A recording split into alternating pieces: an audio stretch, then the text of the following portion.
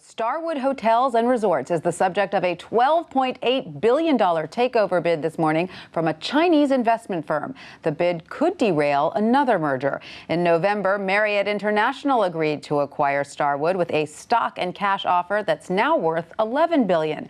The combination of Starwood and Marriott would have created the #1 hotel chain with over 1 million rooms globally. But now that deal is under pressure. Here with analysis is Heard on the Street columnist Alex Frangos. Alex, thanks so much for being with us.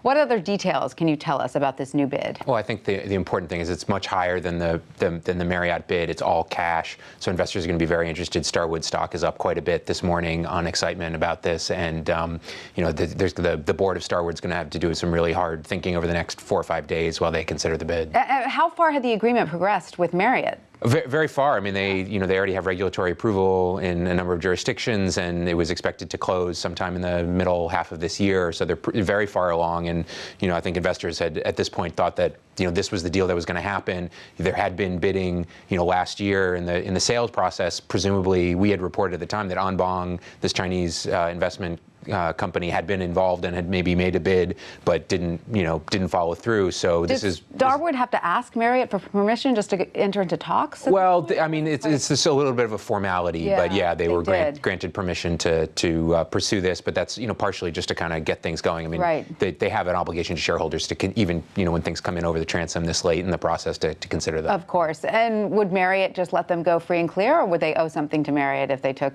the? Yeah, they owe them quite a bit. There's a breakup fee of $400 million, which is a pretty big chunk of change. And I would note that that Marriott stock was actually up this morning, which you wouldn't expect when when it seems clear that they may be entering a bidding war. Shareholders wouldn't want them spending too much money, but the shareholders might be hoping that they lose. I was going to say, does that indicate that maybe Marriott and Marriott shareholders are sort of relieved that they might not have to make this huge purchase? Yeah, I think that might be the case. There were a lot of integration risks, although frankly, I think a combination of these two companies would make Marriott a very important hotel company. To be a million hotel rooms, 300,000 hotel rooms, bigger than any of their competitors. That's an economy of scale that they can spread out across their network and reservation system. So absolutely. And what do we know about this Chinese investment firm Anbang and what their plans might be for Starwood?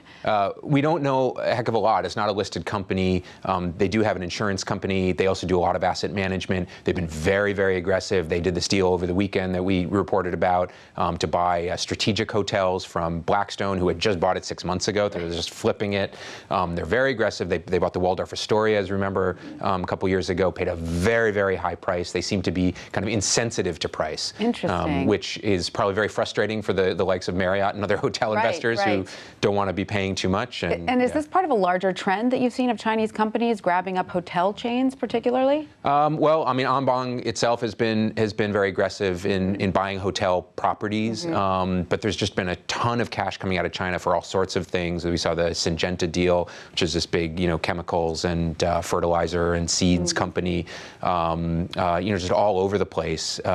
Chinese companies being very aggressive, getting their money out. And Starwood is considered a prestigious holding, right? It has the W hotel chain, the St. Regis, correct? Yeah, I mean, it's considered has a lot of cachet, especially in that luxury and near luxury segment. They've actually been very aggressive in building hotels in China. So I think a Chinese buyer sees Starwood as these are brands that Chinese consumers recognize that they can leverage in China, but also as Chinese, as we see, have been traveling abroad, they want to be the first stop. If a Chinese person is coming to New York for a vacation, they want them going to a Starwood, and they'll recognize that brand, recognize the W or the Westin, whatever it is. That global reach, for sure. Now, how long do Starwood shareholders have to make a decision here? Well, I think they have till sort of the end of the week for the board to consider this offer, and then we'll see what they do. They're still recommending the Marriott proposal. That hasn't changed, but if that does change, then Marriott will have an opportunity to make a counter bid.